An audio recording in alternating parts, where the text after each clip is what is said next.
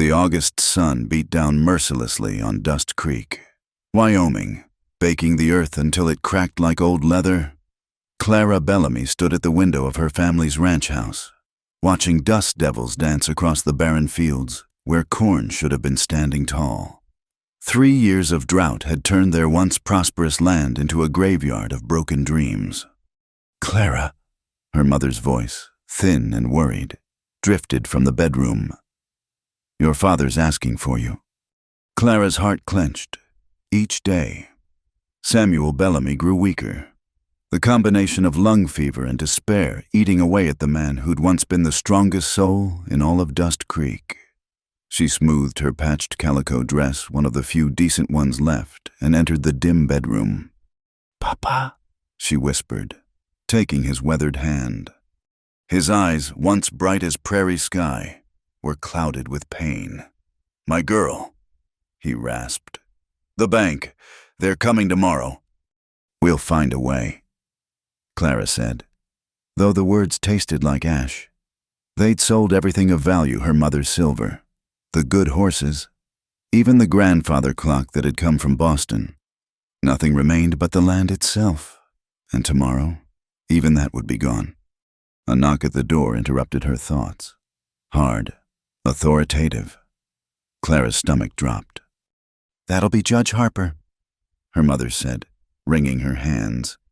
"He said he might have a solution." Clara opened the door to find not just Judge Harper, but half the town council, Mayor Garrett, Mr. Thornton from the bank, and Silas Granger, the territory's wealthiest rancher. Granger's eyes traveled over Clara in a way that made her skin crawl. "Miss Bellamy," Judge Harper began, his pinched face attempting sympathy. "We've come with a proposition that might save your family's holding." "What kind of proposition?" Clara kept her voice steady, though her hands trembled. Mayor Garrett cleared his throat. "The town council has been discussing your family's predicament. We've decided to offer a rather unusual form of debt relief." "Get to it," Clara said sharply. These men had watched her family struggle for months without lifting a finger. "You'll marry," Silas Granger announced, a cruel smile playing at his lips. "The town will forgive your father's debts entirely if you wed within the week." Clara's breath caught. Marry who? Though looking at Granger's expression, she feared she already knew. "Not me, my dear." Granger chuckled. "Though I'd have considered it, before this unfortunate decline in your circumstances, no, we have someone more appropriate in mind." Judge Harper shifted uncomfortably. "You'll marry Ethan Cole." The name hit Clara like a physical blow. Ethan Cole, the town's poorest laborer, a man who owned nothing but the clothes on his back, who slept in barns and ate scraps. She'd seen him countless times. Silent and shabby, doing the work no one else would touch, digging graves, mucking stables, hauling waste. "This is a joke," Clara breathed. "It's charity," Granger corrected. "The town takes care of its own. After all, Cole needs a wife to civilize him, give him purpose. You need your debts forgiven. Everyone wins." "Everyone except Clara," she spat. "Would you prefer to see your family on the street?" Thornton asked coldly. "Your sick father exposed to the elements, your mother begging for church charity." Clara's nails dug into her palms. They'd orchestrated this humiliation perfectly. The daughter of Samuel Bellamy, who'd once employed a dozen hands, reduced to marrying the lowest wretch in Dust Creek. It would be the gossip of the territory for years. "What does Mr. Cole say about this arrangement?" she asked. "Cole does what he's told," Granger said. "He's grateful for work. He'll be grateful for a wife, too." "I need time to—" "You have until sunset to decide." Judge Harper interrupted. "After that, the sheriff will be here at dawn to enforce the foreclosure." After they left, Clara sank into a chair, her mind reeling. Her mother emerged from the bedroom, tears streaming down her face. "We can't ask this of you," Margaret Bellamy whispered. "And we can't let Papa die in the street," Clara replied hollowly. She thought of Ethan Cole, tall, gaunt, always covered in the grime of hard labor. She'd never heard him speak more than a few words. Some said he was simple-minded. Others claimed he'd been broken by some past tragedy.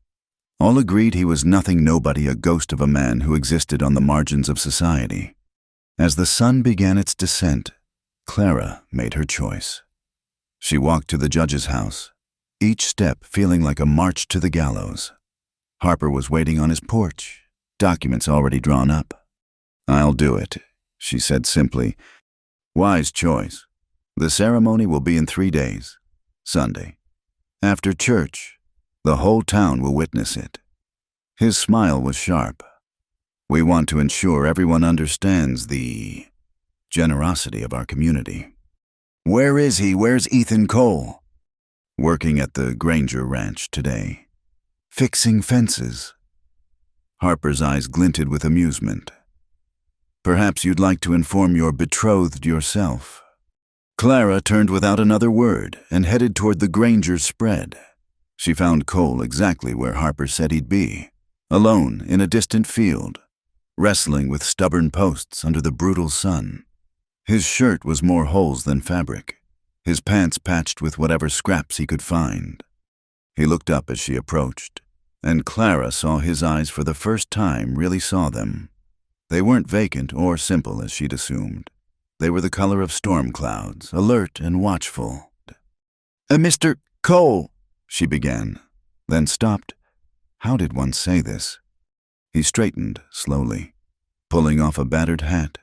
His hair was dark, too long, but clean despite his shabby appearance. "Miss Bellamy," he said quietly. His voice surprised her low, educated even. "I suppose you've heard about the town council's proposition." "I've heard." "And you agreed to it." Anger crept into her voice. "Without even speaking to me."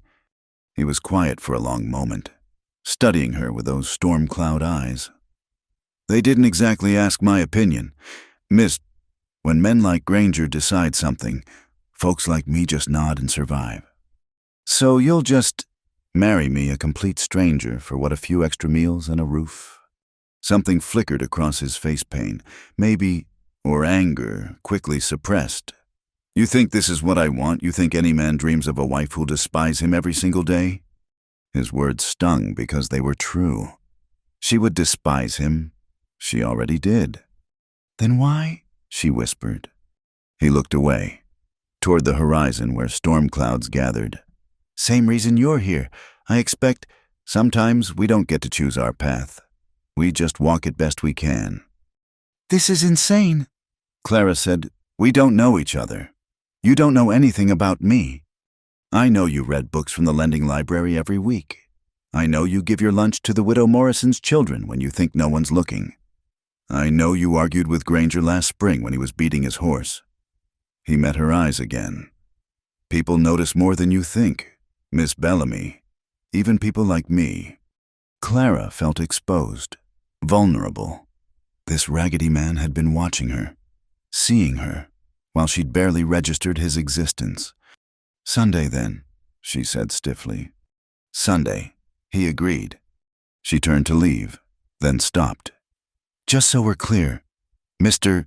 Cole, this is a business arrangement, nothing more. I'll cook and keep house. You'll do whatever it is you do, but don't expect—" "I don't expect anything," he said quietly. "Never have."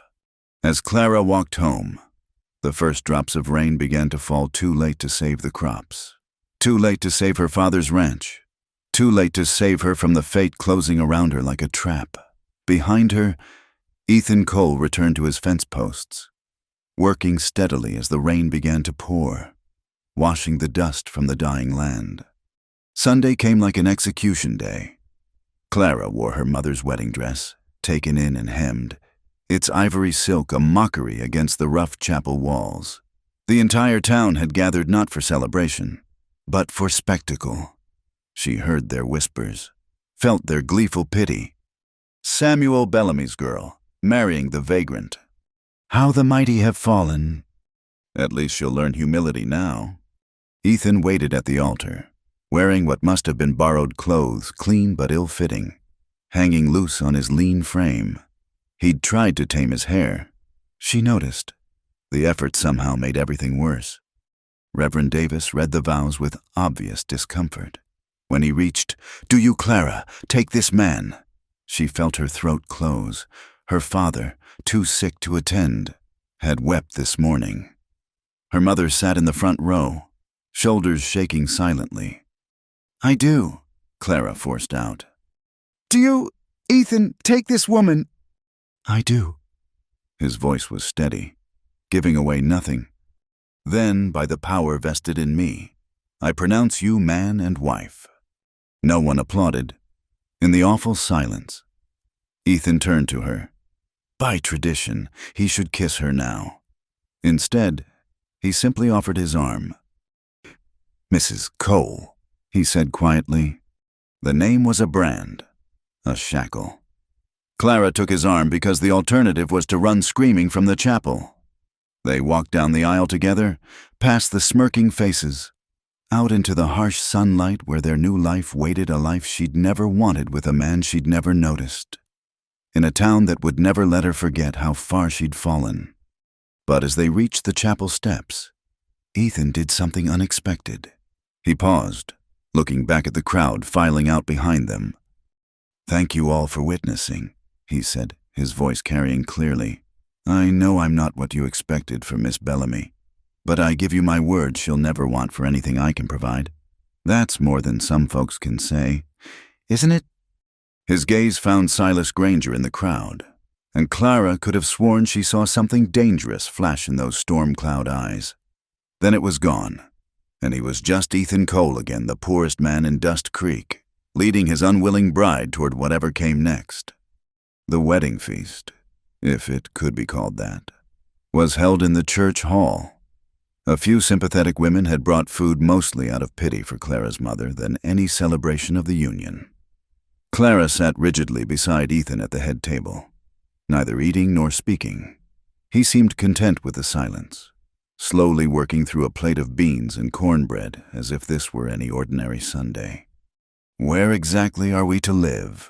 Clara finally asked, her voice low enough that only he could hear. "Got a place outside town. It's not much." He glanced at her. "But it's clean. Roof doesn't leak." "How reassuring," she said acidly. When they finally escaped the hall, Clara was surprised to see a wagon waiting, not a fine carriage, but not the broken cart she'd expected either. The horse was old but well cared for. "Is this yours?" she asked. "Borrowed," Ethan replied, helping her up. His hands were careful, barely touching her waist before withdrawing. "Thought you shouldn't have to walk. Not today." They rode in silence through the town, past the bank where her family's ruin had been sealed, past the general store where she'd once had credit, past the dress shop where she'd never again afford to browse. People stopped to stare and whisper. Clara kept her eyes fixed straight ahead. The house, when it came into view, made her heart sink further. It was little more than a cabin, weathered gray by wind and time, sitting lonely on a patch of scrubland.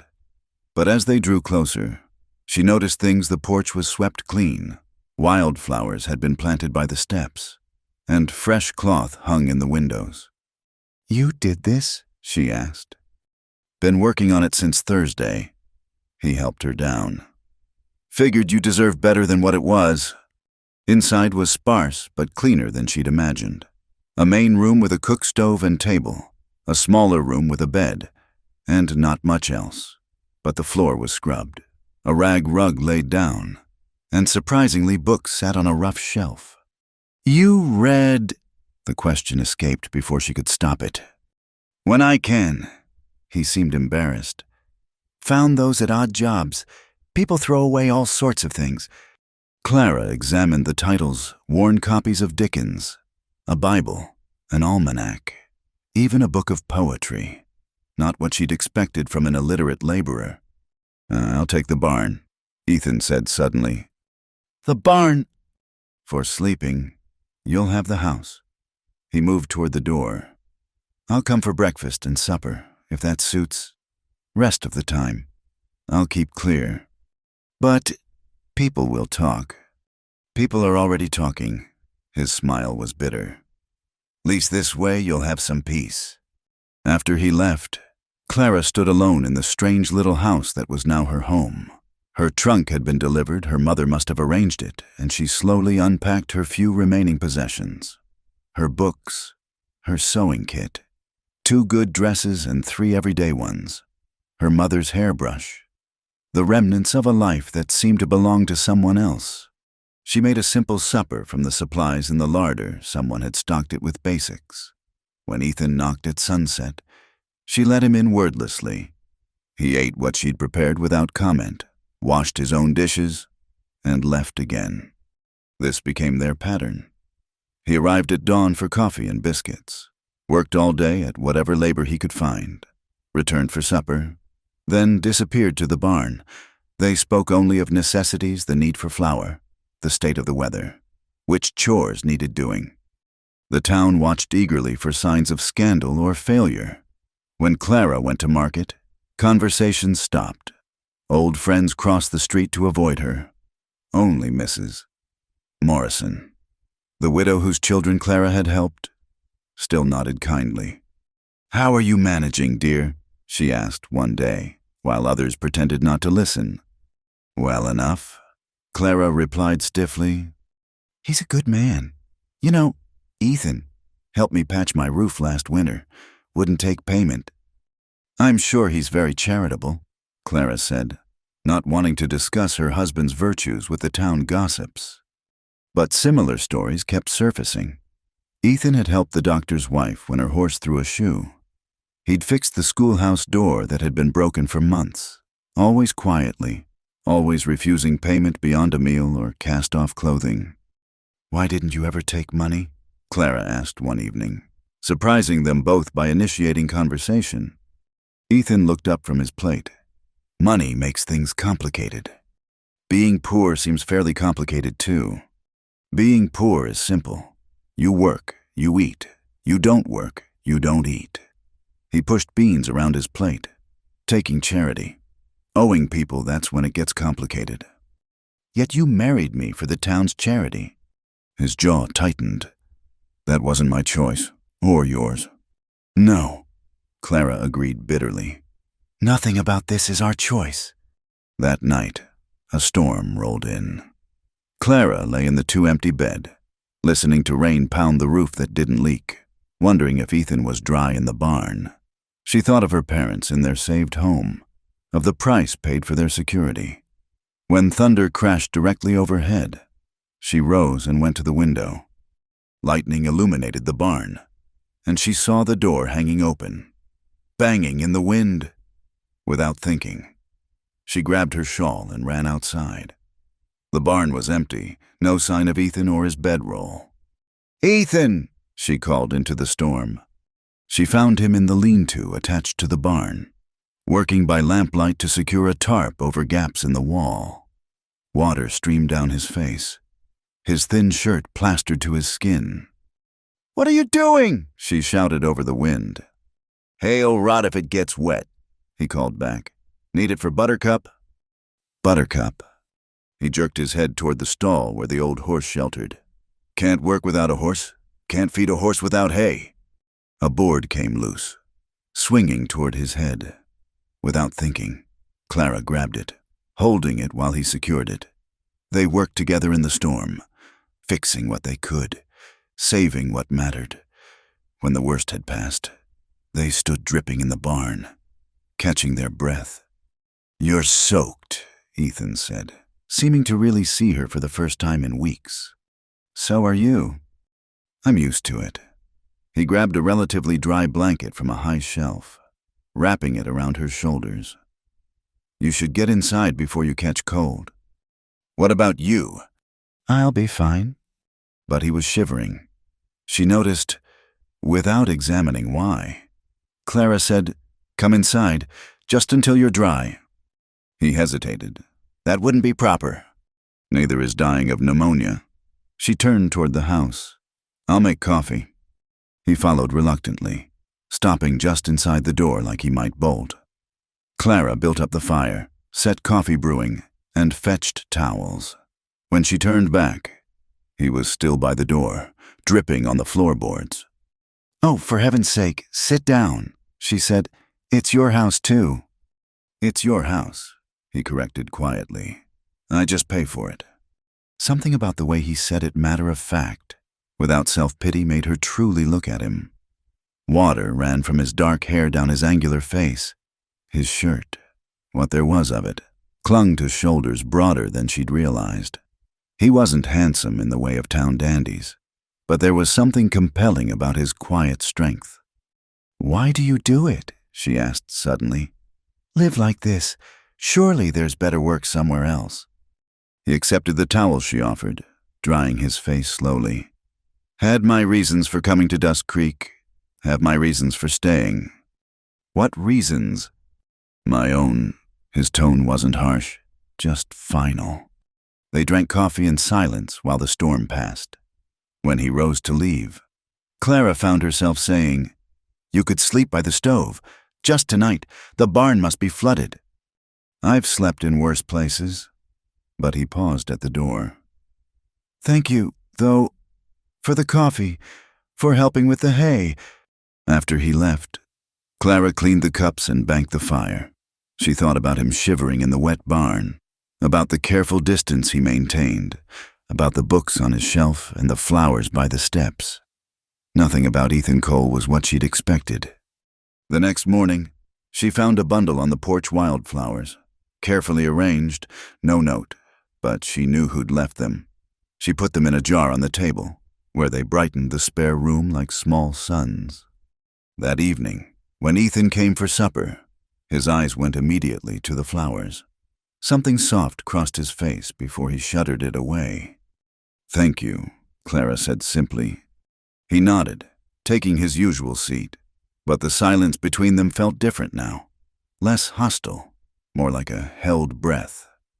Outside, Dust Creek gossiped and judged, but inside the little house, something was shifting. Clara didn't know what to call it, wasn't sure she wanted to name it.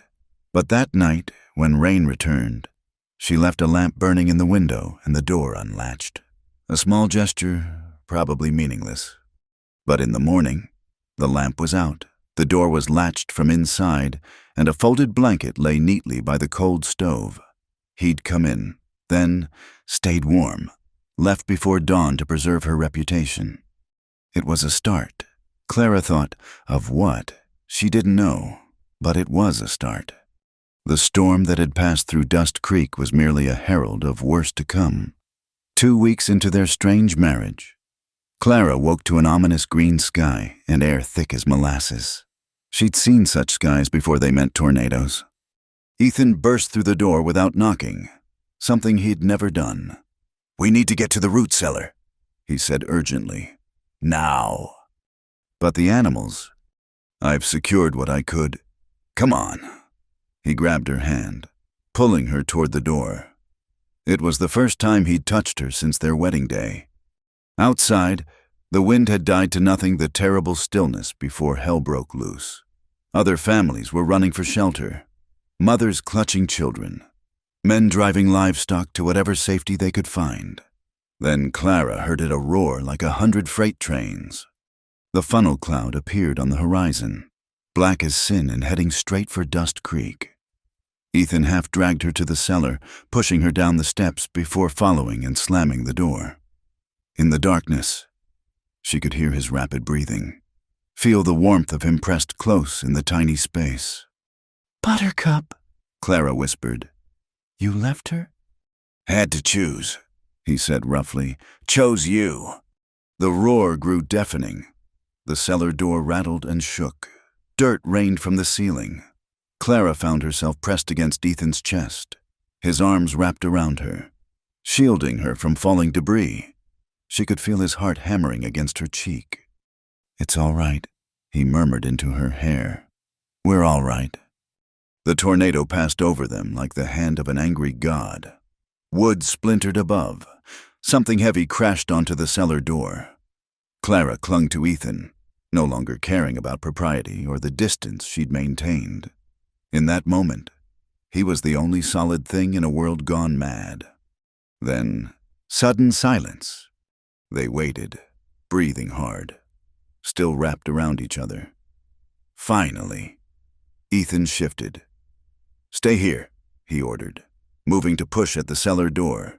It wouldn't budge. "We're trapped," Clara fought down panic. "Something's blocking it." He threw his shoulder against the door again. Harder. "Probably debris." They were sealed in with no water, no food, no light except what filtered through cracks. Clara's chest tightened. The walls seemed to press closer. "Hey," Ethan said softly, finding her in the dark. His hands cupped her face. "Breathe with me. In, out. That's it." "I can't." "The walls." "Don't look at the walls. Look at me." His thumb stroked her cheeks. "Tell me about your favorite book." "What?" "Your favorite book. I've seen you reading. Tell me about it." It was absurd, discussing literature while buried alive, but Clara found herself responding. "Jane Eyre," she whispered. "I love Jane Eyre." "Why?" "Because she's trapped too, but she finds her way out, finds her freedom." "Then that's what we'll do." His voice was steady, calming. "Find our way out." He began working methodically, using a broken shelf board to dig at the edges of the door. Clara helped, their hands often touching in the darkness. Hours passed. They talked to keep the panic at bay about books, about places they'd never see, about anything but the weight pressing down above them. "Why Dust Creek?" Clara asked during a rest. "You said you had reasons." Ethan was quiet so long she thought he wouldn't answer. "Running from something," he finally said. "Someone. Thought a place like this. I could disappear." "Did it work?" "For a while." His voice turned wry. "Then I went and got married. Hard to stay invisible after that." Despite everything, Clara found herself almost laughing. "Sorry to ruin your disappearing act." "Don't be." The words were soft. "Some things are worth being visible for." Finally, blessedly, the door shifted. With both of them pushing, they managed to create a gap large enough to squeeze through. Ethan went first, then pulled Clara up into devastation. Their house was gone, simply gone. Only the foundation remained. The barn had collapsed, but miracle of miracles. Buttercup stood in what had been the yard, calmly eating grass as if tornadoes were everyday occurrences. "Oh," Clara breathed, taking in the destruction. Everything they'd had, meager as it was, had been swept away. "We're alive," Ethan said firmly. "Rest can be rebuilt."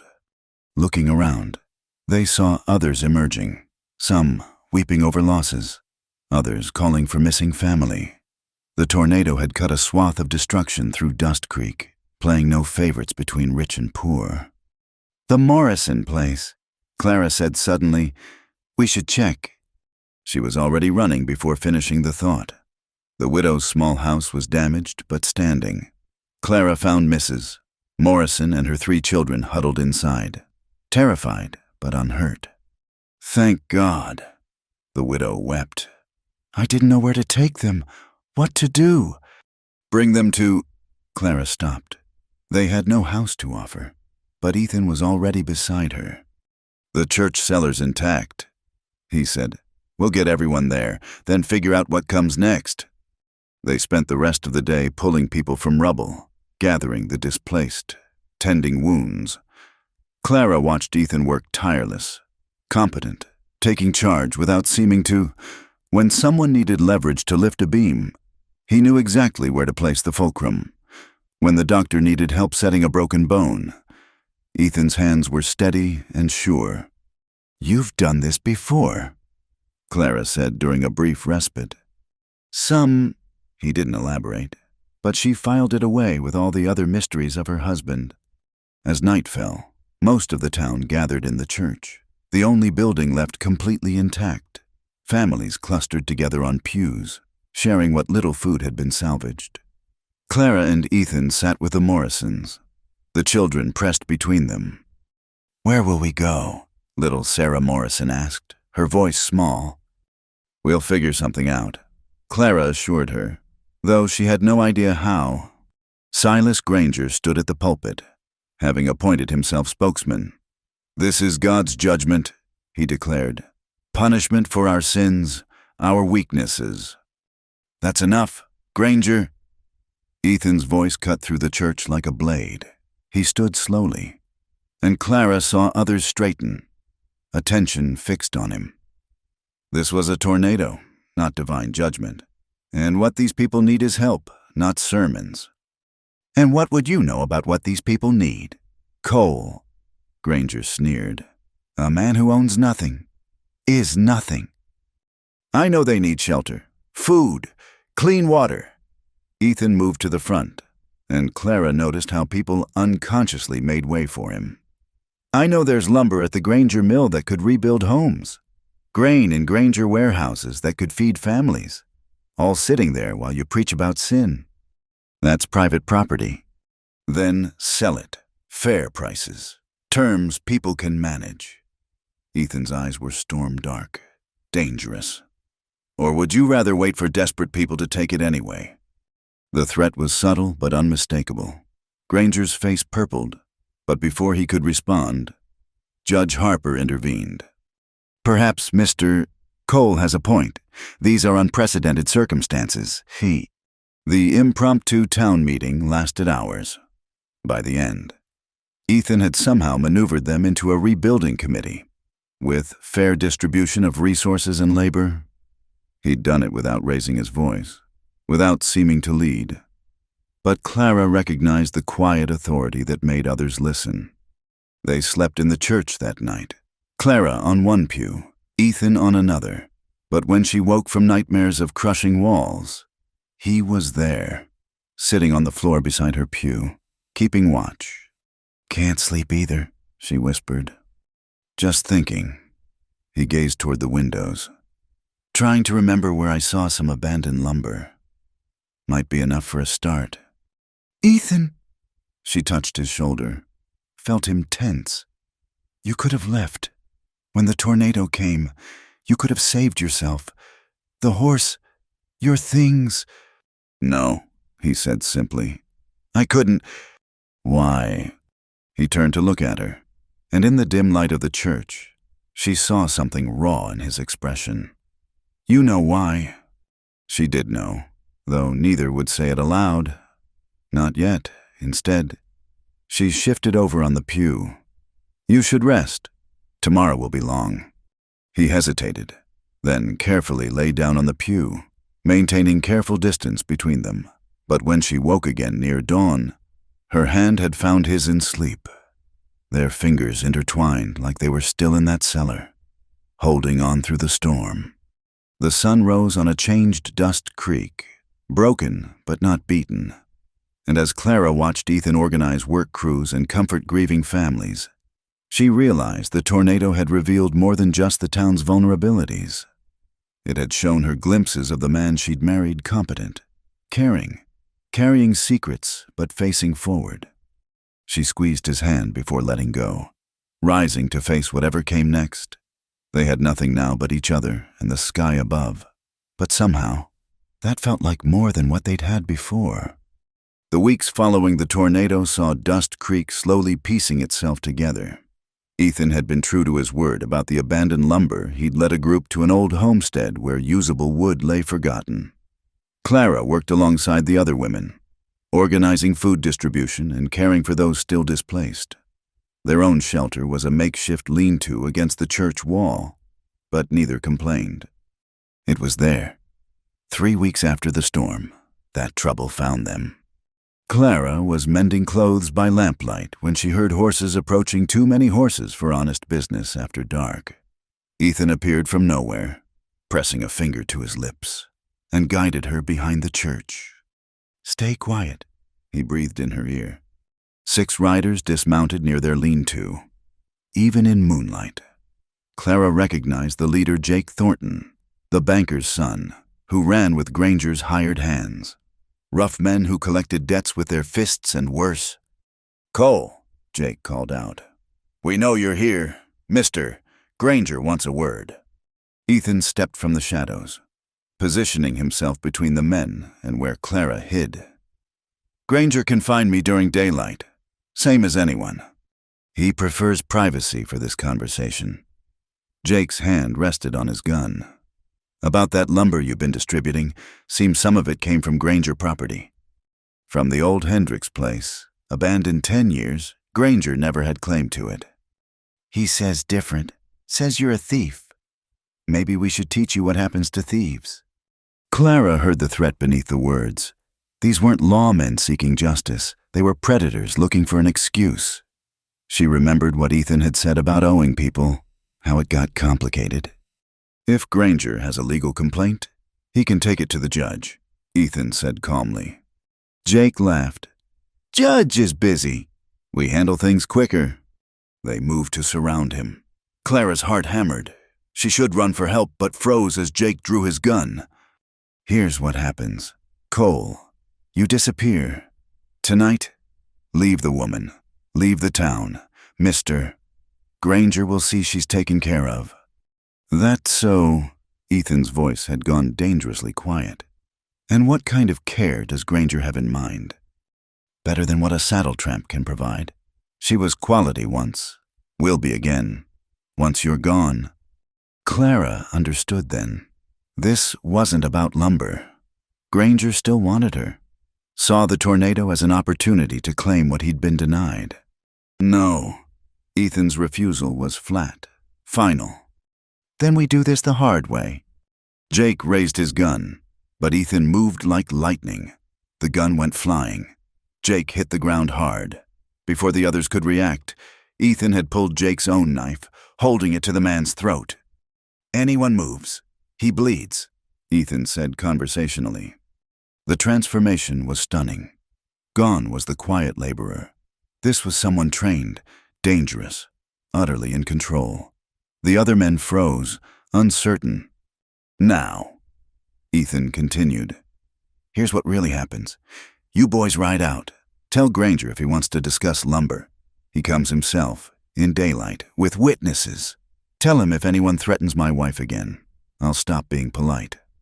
"You're making a mistake," Jake wheezed. "You don't know who you're crossing." "I know exactly who Silas Granger is." Ethan's smile was cold. "Question is, does he know who I am?" He released Jake with a shove. The younger man scrambled to his feet, hatred burning in his eyes. "This isn't over." "Never is with men like Granger." Ethan tossed the knife at Jake's feet. "Get!" They rode off in a thunder of hooves and wounded pride. Only when the sound faded did Ethan's shoulders slump. Clara emerged from hiding, seeing him clearly in the moonlight. His hands were shaking. "You could have killed him," she said softly. "Yes, no denial, no excuse. But you didn't. I'm trying to be better than what I was." He looked at her then, vulnerable beneath the hardness, trying to be someone worth staying for. Clara moved without thinking, placing her hand on his chest, feeling his heart race beneath her palm. "Who were you, Ethan, before?" "Someone who did things I can't undo, made enemies I can't unmake." His hand covered hers. "I thought I could outrun it all. Be nobody, nothing, safe." "What changed?" "You?" The word hung between them like a confession. "Can't protect nothing, can't protect nobody. But you, I'd face down 100 Jake Thorntons for you." "I didn't ask you to protect me." "No, but I need one good thing in my life to matter more than all the bad." Clara studied his face, the angles sharpened by moonlight, the eyes that held too many shadows. "Will you tell me all of it?" He was quiet so long she thought he'd refuse. Then, "My name's really Ethan. That part's true, but I wasn't always Cole." They sat on the church steps as he talked, his voice low and halting. He'd been Ethan Caldwell. son of a wealthy Eastern family who made their fortune in railroads and blood. His father had expected him to follow the family business, which included removing anyone who stood in their way. I was good at it, he said, staring at his hands. planning, executing, covering tracks, Until the day my father ordered me to burn out a valley of homesteaders for a rail route. Families, children. He closed his eyes. I refused. He sent my brother to do it instead. I tried to stop him. What happened? Fire got out of control. My brother died along with a dozen innocents. His voice was ash. Father blamed me, put a price on my head, said I'd murdered my own blood. I ran, been running 3 years. Clara absorbed this, understanding now the competence, the watchfulness, the way he could handle violent men without flinching. Granger knows. Suspects, maybe, or just sees I'm not what I pretend. Ethan turned to her. I understand if you want quit of me now, knowing what I am. What you were, Clara corrected. The man who saves widows and children from tornadoes, who faces down bullies to protect abandoned lumber, that's who you are now. Clara, his voice broke slightly. She touched his face, feeling stubble and worry lines. We're all running from something. Ethan, at least you're running towards something better. He caught her hand, pressing it to his cheek, in the moonlight, with all pretense stripped away. Clara saw him truly, not the poor laborer, not the dangerous past, but the man caught between, trying to build something worth having. I should check the perimeter, he said roughly, pulling away. They might come back. But Clara held on. Stay, just stay. They sat together as the night deepened, her head gradually finding his shoulder, his arm eventually circling her waist. When dawn came, painting the broken town in gold and shadow, they were still there, no longer pretending to be strangers bound by circumstance. The confrontation with Granger came 2 days later. In broad daylight, as Ethan had demanded, the rancher arrived with Sheriff Watson and a paper claiming ownership of the Hendricks property. Bought it last year. Granger announced to the crowd that had gathered, making Cole here a thief, plain and simple. Ethan studied the paper calmly. Interesting date on this bill of sale. 3 days after the tornado. Must have been difficult, conducting business while the town was in ruins. Granger's face darkened. You calling me a liar? I'm calling you opportunistic. Ethan's voice carried clearly. But if you want to press charges, we'll let the territorial judge sort it out. Course, he might wonder why you're so eager to prosecute a man for salvaging wood to shelter tornado victims. Might even investigate that land grab you pulled on the Hendricks family before they left. The crowd murmured. Everyone remembered how the Hendricks had been forced out, though none had dared say how. You're playing a dangerous game, Granger said quietly. No game. Ethan stepped closer. Just a man protecting what's his, and Clara is mine. The people of this town are mine to help. You want to come at me, come straight, but leave my wife out of it. Your wife? Granger's smile was ugly. For now. That night, Clara found Ethan cleaning his gun, Jake Thornton's gun. She realized that he'd kept from the fight. His movements were practiced, efficient. You think he'll escalate? She asked. Men like Granger always do. They can't stand losing face.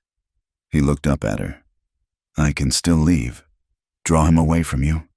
No. The word came fierce and immediate. We stand together or not at all.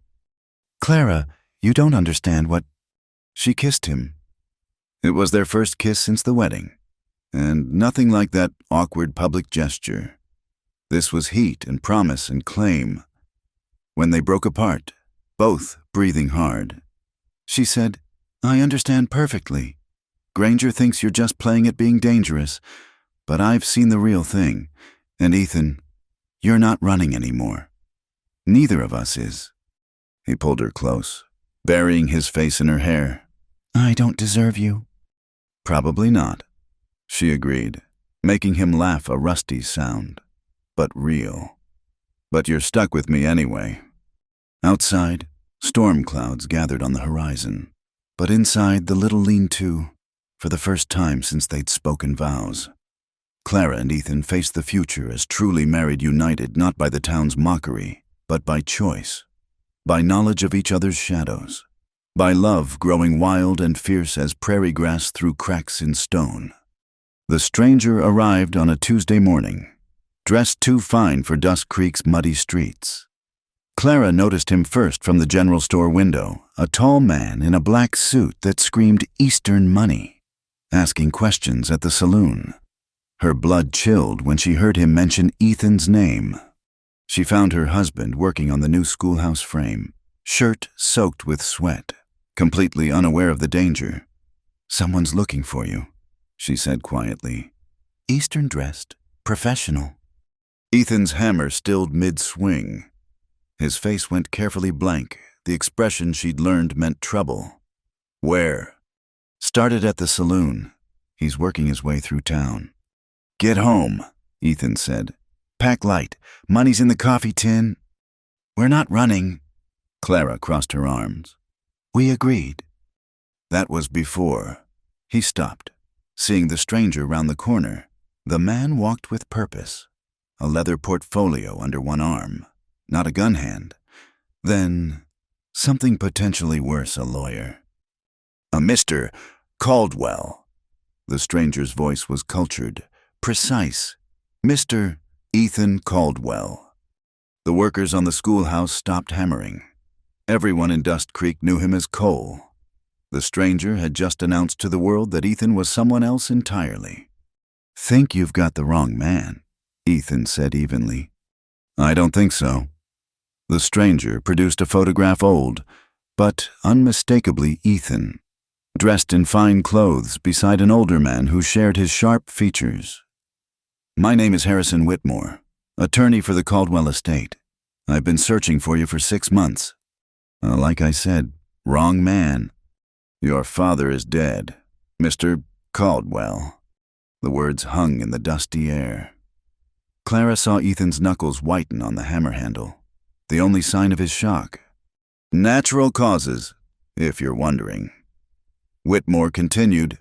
"A stroke. 3 months ago. He left rather specific instructions regarding your inheritance. I don't want anything from him. Nevertheless, you are the sole surviving heir. The railroad interests, the properties, the accounts, it all falls to you. Estimated value of approximately $8 million. Someone dropped a board. The crash echoed through the suddenly silent street. $8 million. More money than anyone in Dust Creek could imagine. Clara felt the ground shift beneath her feet. "There must be a mistake," she heard herself say. "My husband is—" "One of the wealthiest men in America," Whitmore finished. "Or he will be, once he signs the papers." Ethan set down his hammer with excessive care. "We should talk privately." They convened in the church, Ethan, Clara, and the lawyer. Whitmore spread documents across the altar table like an offering to a demanding God. "Your father was quite specific," he said. "Everything goes to you, with one condition.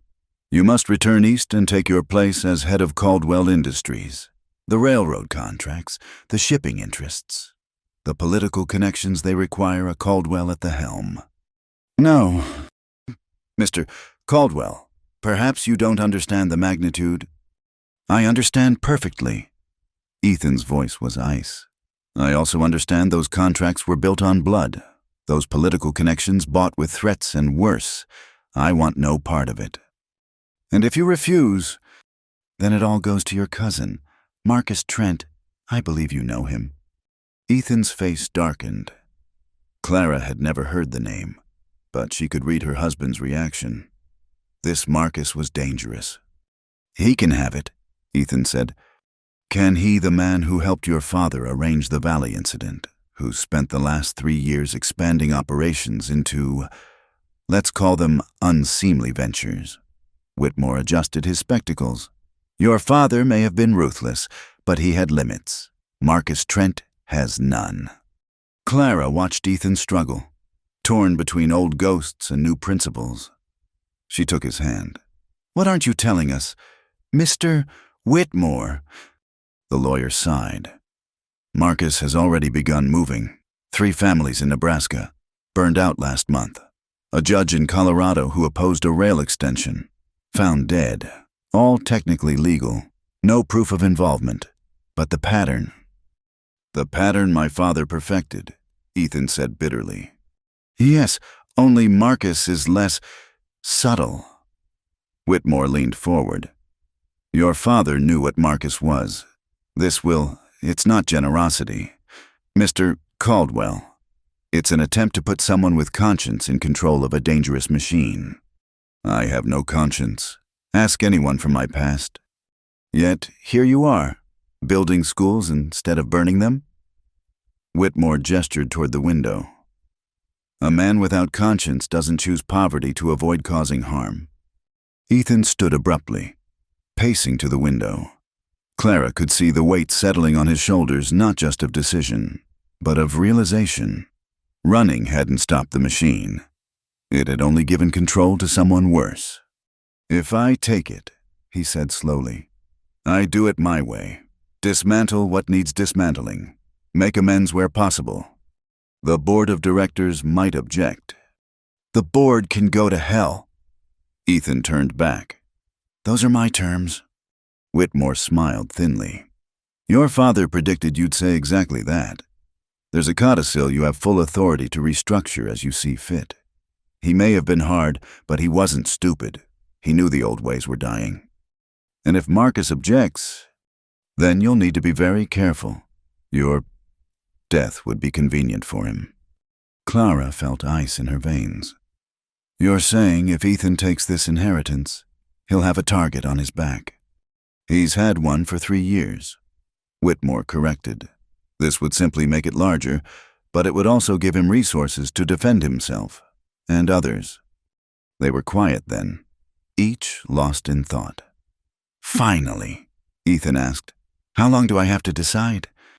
The will enters probate in 2 weeks. Decide by then, or it defaults to Marcus. After Whitmore left, Ethan and Clara sat in the empty church, hands clasped, saying nothing. The townspeople would know soon, and gossip traveled fast in Dust Creek. Everything would change.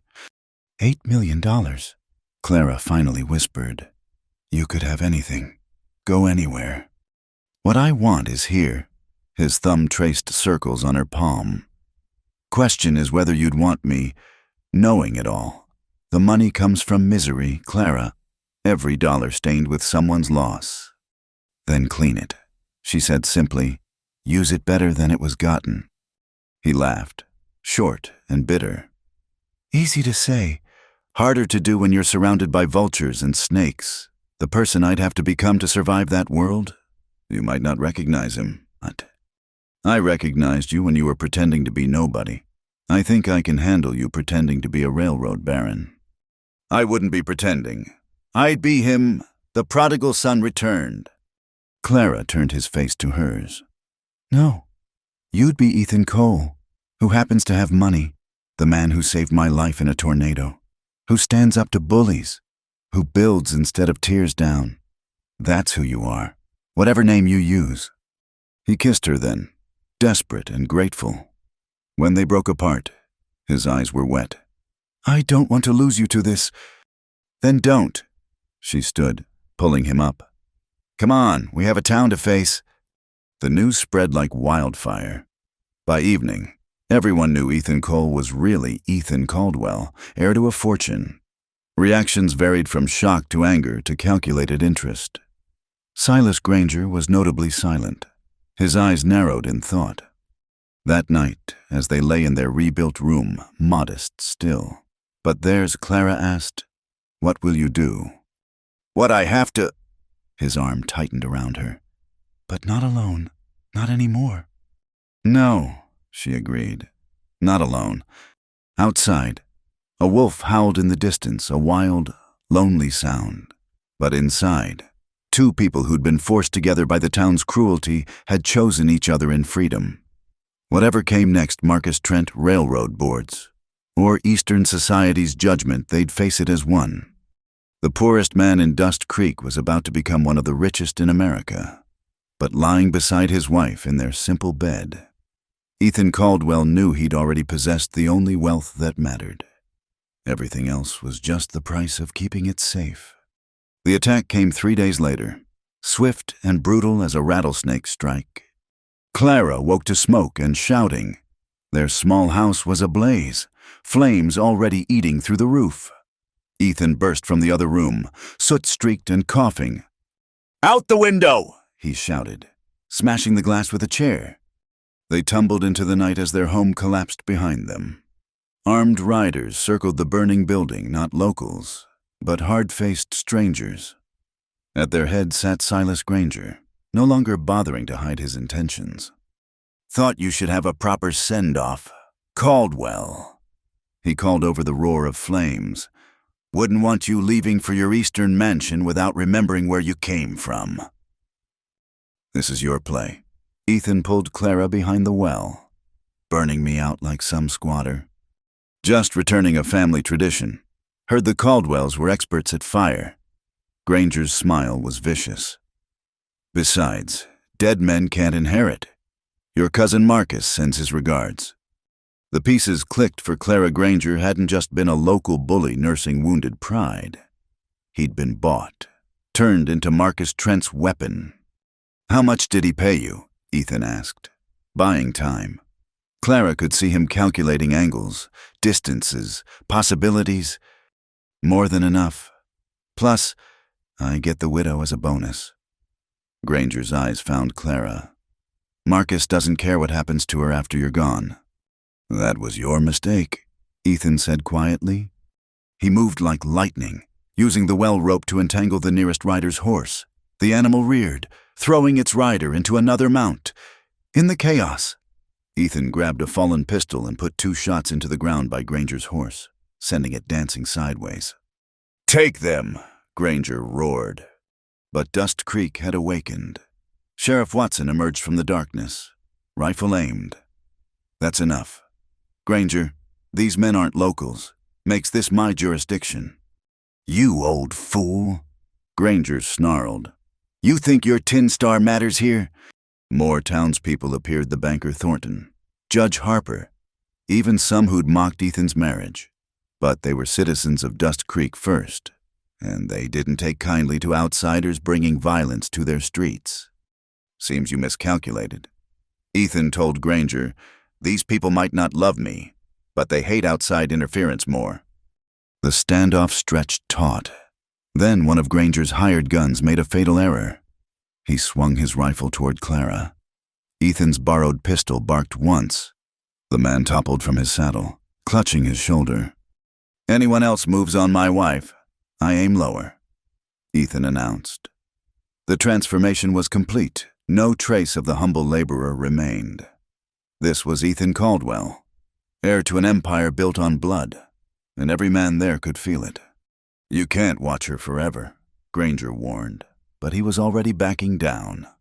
"Marcus has a long reach." "Then I'll cut off his arms." Ethan's voice carried deadly promise. "Starting with you if you're not gone by sunrise." After the riders left, the townspeople milled uncertainly. Their poorest citizen was suddenly their richest, their joke marriage now a thing of deadly serious protection. "We need to leave," Clara said quietly. "Tonight." "No." Ethan turned to face the crowd. "Running's what Marcus expects, what he's counting on." He raised his voice. "I know what you all think of me. No, I've been a curiosity at best, a charity case at worst, but I've worked alongside you, bled with you through the tornado. This is my home now." "You brought trouble here," someone called out. "Trouble was already here," Sheriff Watson corrected. "Granger's been squeezing this town for years. At least now we know why." "I'll make this right," Ethan promised. "But I need time, and I need witnesses. When I sign those inheritance papers, Marcus loses his claim, but between now and then—" "You need protection," Judge Harper said slowly. "Legal witnesses. A formal record that you're alive and intending to claim your inheritance. More than that." Ethan looked at each face. I need this town to stand with me. Not for my sake, for yours. Marcus Trent makes Granger look like a choir boy. If he gains control of the Caldwell Empire, places like Dust Creek will be ground to dust under railroad expansion. The banker, Thornton, stepped forward. What are you proposing? A bargain. Help me survive the next week, and I'll make sure Dust Creek prospers. New rail depot, but fair. Bringing trade, not takeover. Investment in local businesses. The schoolhouse finished proper. Maybe even a hospital. Bribery, someone scoffed. Partnership, Ethan corrected. I've learned something here. Community matters more than money, but money directed right can help a community thrive. They dispersed slowly, uncommitted, but thinking. Clara and Ethan took shelter in the church again, neither speaking of their lost home or how close death had come. You're really going to take it? Clara said, the inheritance. Have to now. Marcus showed his hand. He'll come for you whether I take it or not.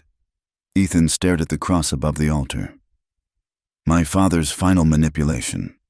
He knew I'd never take the money for myself, but threaten someone I love. Ethan?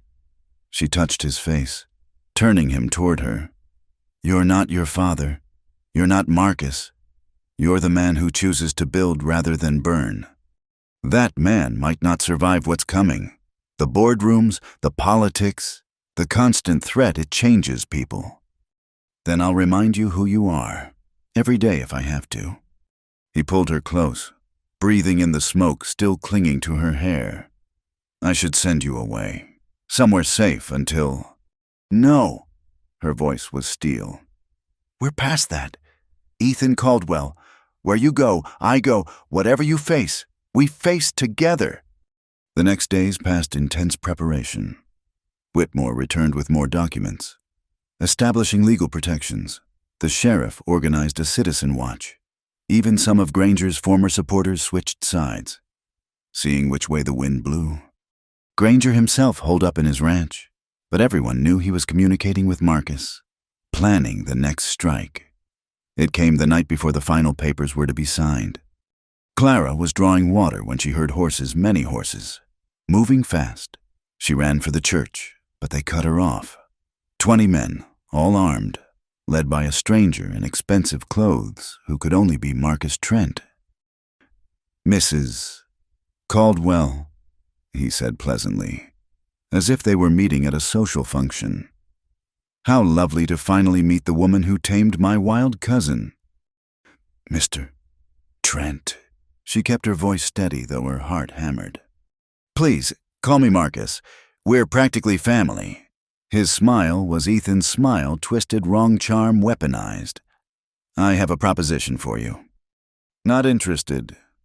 You haven't heard it yet. He dismounted, approaching slowly. Leave him. Tonight. I'll give you enough money to live comfortably anywhere you choose. Europe. Perhaps I hear Paris is lovely. And in exchange, you disappear. Permanently. Ethan grieves. Makes rash decisions. Perhaps has an unfortunate accident. I comfort my poor cousin's memory by taking up his responsibilities. You're assuming I care more about money than my husband. I'm assuming you're intelligent enough to recognize a losing position. All pretense of pleasantness vanished. Ethan can't protect you, not from me. I have judges, lawmen, even a few senators in my pocket. What does he have? A handful of farmers and a worn-out sheriff? He has me. Marcus laughed. Touching, but sentiment doesn't stop bullets. No, Clara agreed. But it does make people fight harder than money ever could. A shot rang out. Marcus's hat flew from his head. Ethan stood on the church roof, rifle aimed. Next one goes through something more vital, he called down. The standoff stretched tight. Marcus's men fingered their weapons, but Ethan had the high ground and clear shots. More importantly, townspeople were emerging again from buildings, from shadows, all armed. Seems you miscounted my resources, Ethan said, sliding down from the roof. Money buys guns, but shared hardship builds loyalty. This isn't over, Marcus promised. Yes, it is. Judge Harper stepped forward with Sheriff Watson. Mr. Trent, you're under arrest for conspiracy, attempted kidnapping, and arson. You can't arrest me. I own judges. Not in Dust Creek, Harper said firmly. Here, we do things proper. Sheriff. The arrest was almost anticlimactic. Marcus blustered and threatened, but his hired guns wouldn't fight a whole town. As they led him away, he locked eyes with Ethan. You think you've won? You have no idea what you're inheriting. The enemies, the debts, the blood it'll drown you. Maybe, Ethan acknowledged. But I'll face it honest, in the light, not from shadows like you and Father. After they were gone. Ethan and Clara stood in the street, surrounded by their neighbors, their community. The joke marriage that had begun in humiliation had become something else entirely, a partnership that had united a town against outside threat. Well, Banker Thornton said awkwardly, I suppose congratulations are in order. To the richest man in Dust Creek. To the luckiest, Ethan corrected, taking Clara's hand. Money's just numbers on paper. This, he gestured to the crowd. The town, his wife. This is wealth. They signed the papers at dawn, making it official. $8 million and an industrial empire passed to a man who'd learned the value of honest work and true community. The poorest servant in town had indeed become the richest heir. But standing beside Clara as the sun rose over Dust Creek, Ethan knew the real treasure wasn't in any bank or railroad deed. It was in the woman who'd chosen him when he had nothing, who'd stood with him against fire and threat, who'd seen past all his masks to the man he was still becoming. The road ahead would be hard boardrooms to face, an empire to reform, his father's sins to somehow atone for, but he wouldn't walk it alone, never again alone. The trial of Marcus Trent became the event of the season in Wyoming territory. Newspapermen from as far as Chicago descended on Dust Creek, transforming the quiet town into a circus of speculation and scandal. But the real show wasn't in the courtroom. It was in what Ethan Caldwell did with his newfound power. You're calling in every favor, every debt, Harrison Whitmore observed, watching Ethan work through stacks of correspondence in what had been the general store's back room, making enemies of powerful men. They were already enemies, Ethan replied, signing another order. Now I'm just making it mutual. In 2 weeks, he dismantled 3 illegal land grabs, canceled predatory loans against a dozen homesteaders, and fired half the Caldwell Industries board.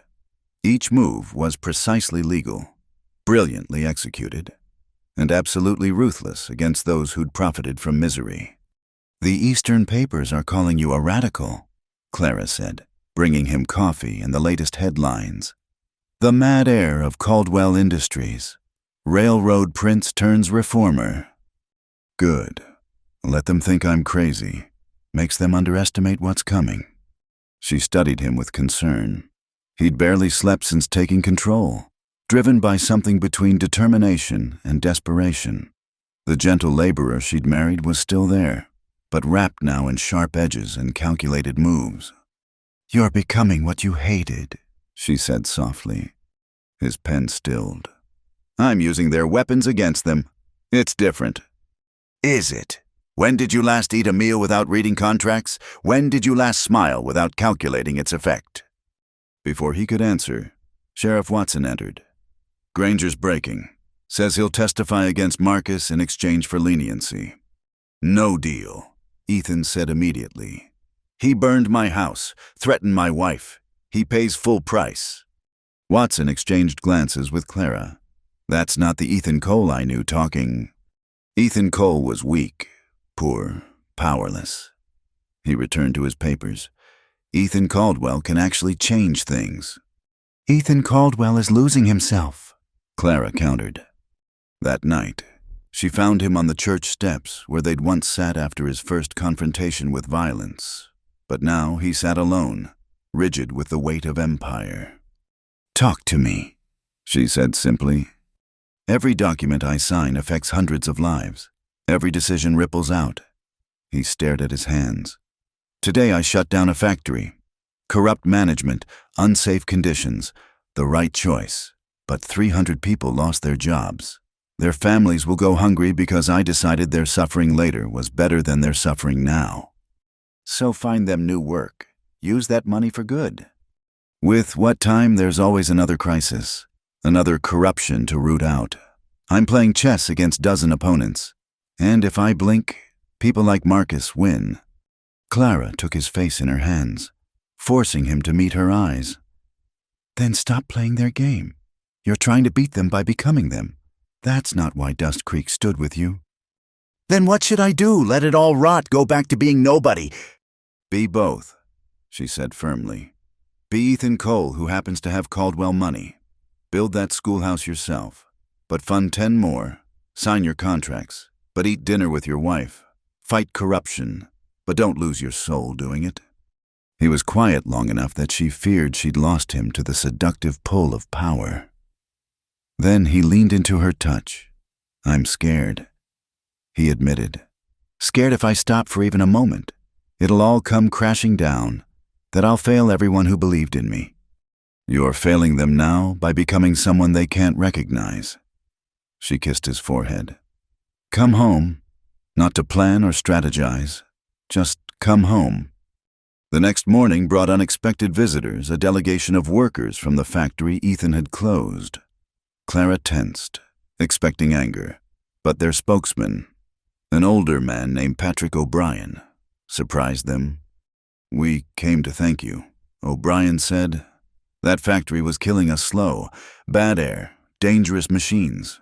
We figured we were trapped, but you set us free. Free to starve, Ethan said bitterly. Free to work honest. Heard you're building new rail lines, proper ones. We want in. Ethan looked at Clara, who smiled. Seems like you've got workers who trust you. Question is, do you trust yourself enough to lead them right? The trial commenced the following week. Marcus, despite his threats and connections, found his power evaporating like morning dew. Ethan had been thorough, every bribe documented, every threat recorded, every corrupt deal exposed. But the real victory came from an unexpected source. Silas Granger, faced with his own judgment, made a different choice than expected. I was wrong, he said on the stand, looking directly at Clara. Let greed and pride poison me. These Caldwells, both of them, they're cut from different cloth. Marcus promised me wealth. Ethan showed me what poverty of spirit really looked like. His testimony sealed Marcus's fate. But more importantly, it marked a shift in how Dust Creek saw their newest wealthy citizen, not as someone who'd betrayed his humble origins, but as someone who'd elevated them. You could have destroyed him, Judge Harper noted after Granger's sentencing prison, but with possibility of reform. Most men would have. I'm trying not to be most men, Ethan replied. The changes came fast after that. The new railroad depot brought trade without exploitation. The hospital Clara had suggested became reality, staffed by doctors fleeing the corruption of eastern cities. The schoolhouse expanded into a proper academy. But the real change was in Ethan himself. He learned to delegate, to trust others with pieces of his empire while he focused on what mattered. Mornings were for business, but evenings belonged to Clara and the life they were building. The board wants you to return east. Whitmore informed him one day. Take your place in society properly. Society can come to me if it wants, Ethan replied, watching Clara teach children their letters in the new school. I found my place. The man who'd hidden as a nameless laborer now walked openly as one of the territory's most powerful men. But he wore that power lightly. He still worked with his hands when possible, still took his evening walks with Clara, still sat on the same church steps when big decisions loomed. Any regrets? Clara asked one night, as they watched sunset paint the mountains gold. Only one, he said, pulling her close. That it took forced marriage for me to find voluntary love. She laughed, the sound bright as hope. The town that mocked us for wedding now holds us up as an example. Let them. We know the truth that the poorest match became the richest blessing. Marcus Trent was convicted on all charges, his network of corruption unraveling like a cheap sweater. The Caldwell Empire, under Ethan's guidance, transformed from a machine of exploitation into an engine of opportunity. Not perfect, not without struggles, but honest in its attempts. And in Dust Creek, where a desperate woman had once married a penniless man to save her family, children played in the shadow of new buildings while their parents worked fair jobs for fair wages. The tornado had torn down the old, but from its destruction, something better had grown. The poorest servant in town had indeed become the richest heir, but Ethan Caldwell's true wealth wasn't counted in dollars or holdings. It was measured in the community that had claimed him, the woman who'd chosen him, and the knowledge that power used righteously could heal wounds instead of creating them. Justice, it turned out, was more valuable than gold, and love, freely given and freely returned, was the greatest treasure of all. 5 years had passed since the tornado that changed everything. Clara stood on the porch of their new home, not a mansion as everyone expected, but a sturdy, welcoming house that faced the mountains. She watched her husband teaching young men from the rail crews how to read blueprints, his sleeves rolled up, patient as ever. Mrs. Caldwell. A young woman approached hesitantly. Mary Patterson, whose family had nearly lost their farm before Ethan intervened. I wanted to thank you again for the teaching position. I never dreamed I'd have proper work. You earned it, Clara assured her. the children love you. As Mary left, Clara reflected on how much had changed. Dust Creek had grown into a proper town, with paved streets and gas lamps. The Caldwell name, once synonymous with exploitation, now meant opportunity, but some battles were more personal.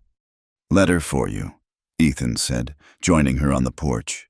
His face was grave. "From Boston?" Clara recognized the elegant script, her mother's sister, whom they'd never heard from during the hard times, suddenly remembered their existence once the Caldwell fortune became public. "She wants to visit," Clara said, scanning the flowery prose, "to reconnect with dear family and ensure we're maintaining proper standards befitting our new station." Ethan snorted.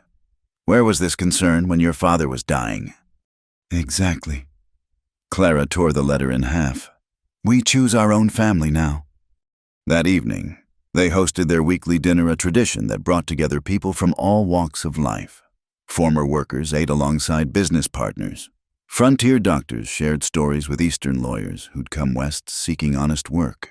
At the head of it all sat Ethan and Clara, proof that love could bridge any divide.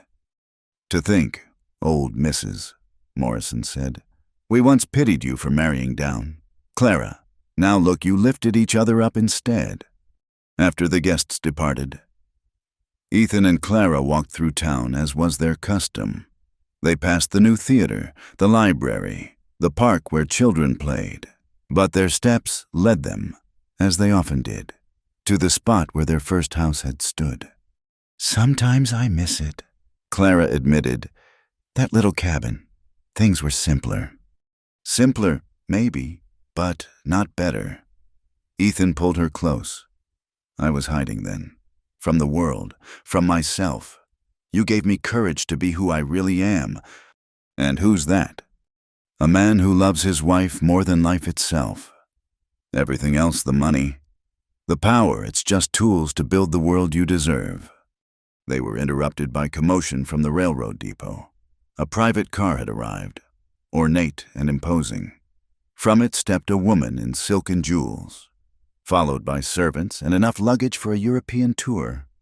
"Ethan," the woman's voice was cultured, cold. "My dear nephew." Clara felt her husband tense. This could only be Victoria Caldwell, his father's sister, who'd been touring Europe during the inheritance drama. Her letters requesting familial consideration had been politely declined. Apparently, she'd decided on a personal approach. "Aunt Victoria," Ethan's tone was carefully neutral. "this is unexpected." "Nonsense," Family should know family. Her gaze swept over Clara with barely concealed disdain. And this must be your wife. How quaint. Careful, Ethan warned quietly. You're speaking about the woman I love. Victoria laughed, a tinkling sound devoid of warmth. Love, oh, Ethan. Your father indulged such romantic notions too, in his youth, before he learned what really matters. Which is legacy, power, proper alliances. She gestured dismissively at the town, not playing frontier philanthropist with the working classes. Clara stepped forward before Ethan could respond. You're right about legacy, Mrs. Caldwell, but wrong about what kind matters. Would you care to see what your nephew has built? The tour that followed was a battle of wills disguised as hospitality. Victoria criticized everything the hospital encouraging dependence, the school educating above their station, the fair labor practices coddling weakness. But Clara noticed how her eyes lingered on the children playing, the families walking together, the simple joy that permeated Dust Creek. This is what you chose over Boston society? Victoria asked as they ended at the church. Over the connections and influence I could have provided. This is what chose me, Ethan corrected, and I'm grateful every day for it. That night, Victoria dined alone in her private car while Ethan and Clara ate simply at home. But the next morning brought surprises. Victoria appeared at their door, her elaborate dress replaced by practical traveling clothes. I couldn't sleep, she admitted, looking older without her armor of silk and superiority. Kept thinking about what you've built here, what my brother destroyed in so many places like this. People can change, Clara offered carefully. Can they? I'm 63 years old. I've spent my life believing that people like you, she gestured to Clara, were beneath notice. That power meant taking, not giving, but watching you both yesterday. She trailed off, vulnerability cracking her composed facade. I have no children, no real friends, just a name and money that attracts only sycophants and fortune hunters. Is it too late to learn a different way? Ethan exchanged glances with Clara, who nodded slightly. It's never too late, he said, but it means getting your hands dirty, real work, not just writing checks. Then teach me. Victoria Caldwell, who'd never lifted anything heavier than a teacup, spent the next month in Dust Creek. She read to children at the school, helped serve meals at the community kitchen, even learned basic nursing at the hospital. The transformation wasn't instant or complete, but it was genuine. You've given me something I never had, she told them the day she left. Purpose beyond myself. She returned to Boston not to reclaim high society, but to establish Caldwell Foundation schools in immigrant neighborhoods. The letters she sent spoke of challenges and small victories, of finally understanding what her nephew had discovered in a forced marriage to a frontier woman. As winter approached, Clara had news of her own. We're going to need that spare room, she told Ethan one evening. He looked up from his papers. Then understanding dawned. The joy on his face was worth more than all the Caldwell millions. He swept her into his arms, spinning her around their kitchen while she laughed. A child, he marveled, our child, who'll grow up knowing their worth isn't in money or name, Clara said, but in what they give to the world. The baby came with spring, a daughter they named Hope. As Clara held her, with Ethan's arms around them both, she thought of that desperate day when the town council had declared she must marry the poorest man in Dust Creek. What had seemed like condemnation had become salvation. Do you think she'll understand? Clara asked, watching their daughter sleep. When she's old enough, will she believe her parents were forced to marry? She'll know the truth. Ethan said softly that we were forced together but chose to stay. That love isn't about what you have but who stands beside you. That the poorest match can yield the richest life. Outside their window, Dust Creek thrived under star-filled skies. The railroad brought prosperity without exploitation. Families who'd once faced starvation now owned their own businesses. Children who might have grown up ignorant attended schools that rivaled any in the East. All because a desperate woman had been forced to wed a man with nothing, only to discover he had everything that mattered, and in choosing each other freely after being bound by necessity, they'd proven that love could transform not just two lives, but an entire community. People used to say they forced me to marry the poorest servant in town, Clara whispered, watching their daughter sleep. But it turns out you were the richest heir all along in heart. Ethan kissed her temple, his voice full of wonder and gratitude. And you, my dear Clara, made me wealthy in the only way that counts. You gave me a reason to be better than my blood, stronger than my past, and brave enough to build a future worth having. The lamp flickered gently in their bedroom, casting warm shadows on the wall, the same kind of light that had once illuminated a cramped cabin where two strangers had learned to see each other truly.